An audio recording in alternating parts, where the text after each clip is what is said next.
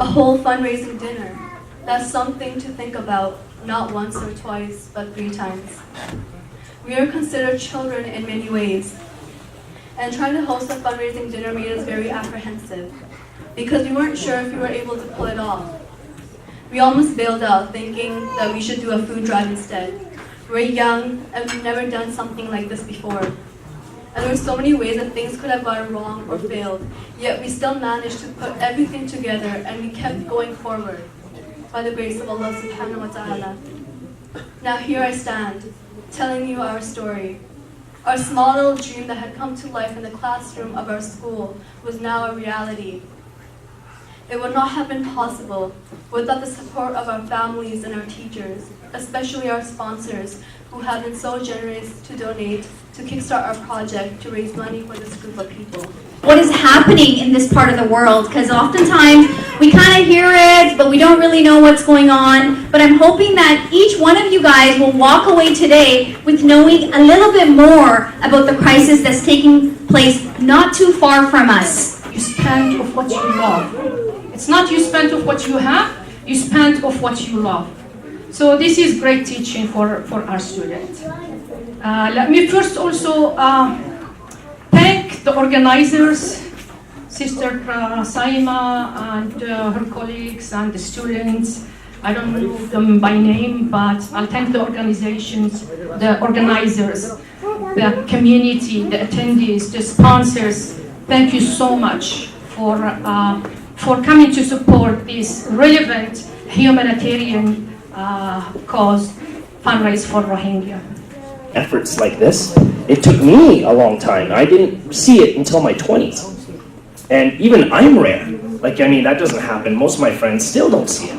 And for these guys to be 16 years old, 16 and younger, I'm absolutely blown away. I'm actually, this is amazing. I had no idea what I was coming into. This is, you guys, you principals, you guys deserve huge praise.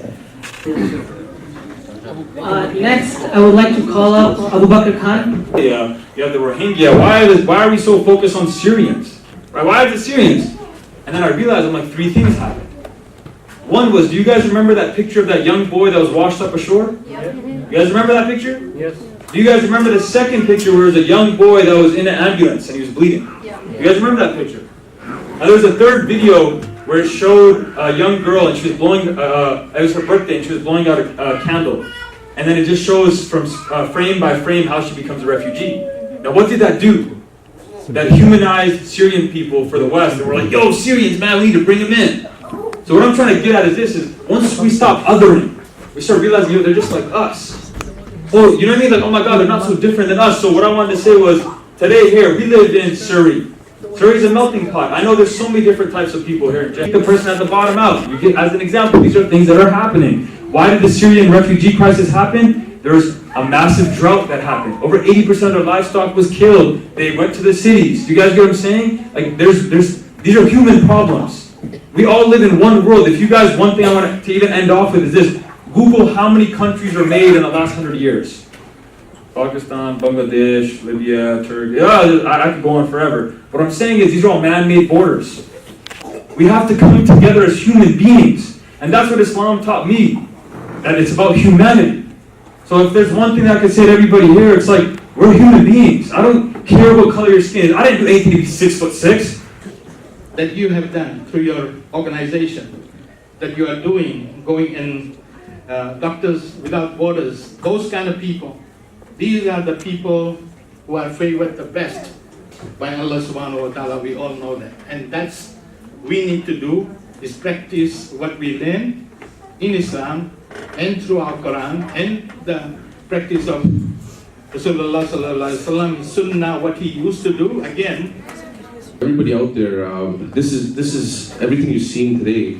This is what a Muslim is. For those that are not Muslim, this is our Muslim youth. This is what our parents teach us. This is what our teachers teach us. And we're taught to respect our teachers as much or more than our own parents.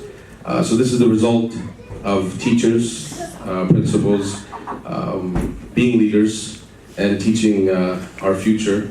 So on behalf of Falcon Travel, I would like to thank you all for supporting this cause. I know for a fact that 10,000 Knowing our community, 10,000 is a very small target. Okay. It's gonna take you, I know what you're gonna say, but maybe you should say it took you a long time to do this. Just saying, how long did it take you to do this? Good job, guys. Good job. You guys did it! Holy, put your hands together for these five! $10,000 with the support of the community. How are you feeling? How do you feel? I just want to ask you guys, how has this impacted your life? I feel really accomplished that we were able to host this, and I honestly have no words to say. I'm just really happy. Thank you for everyone who has donated, and I'm so grateful. Thank you. All right, thanks. Please put your hands together for these guys. Amazing. Thank you. الحمد لله رب العالمين والصلاة والسلام على رسول الكريم اللهم صل على سيدنا ونبينا ومولانا محمد وبارك وسلم اللهم صل على محمد النبي الأمي وعلى آله وسلم تسليما يا الله يا رحمن يا رحيم. Our Lord, all praises to our Lord, the sustainer, the provider, the creator of everything from the heavens to the earth. We ask you to bless this event. We ask you to bless the children who have taken this initiative, and we ask you to give the benefit, the full benefit multiplied by your infiniteness to the people of Rohingya, the Rohingya Muslims who this was raised for. Please say Ameen.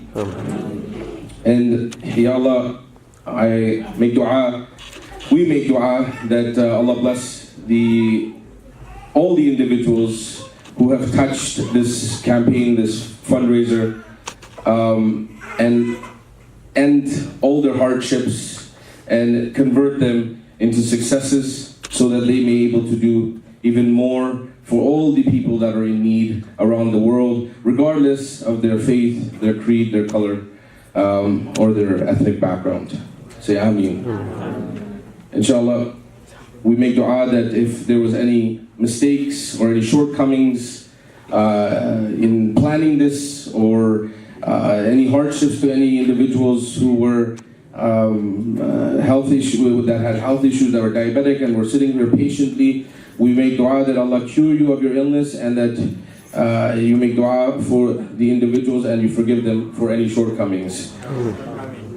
سبحان ربك رب العزة عما يصفون وسلام على المرسلين والحمد لله رب العالمين آمين برحمتك يا أرحم الراحمين.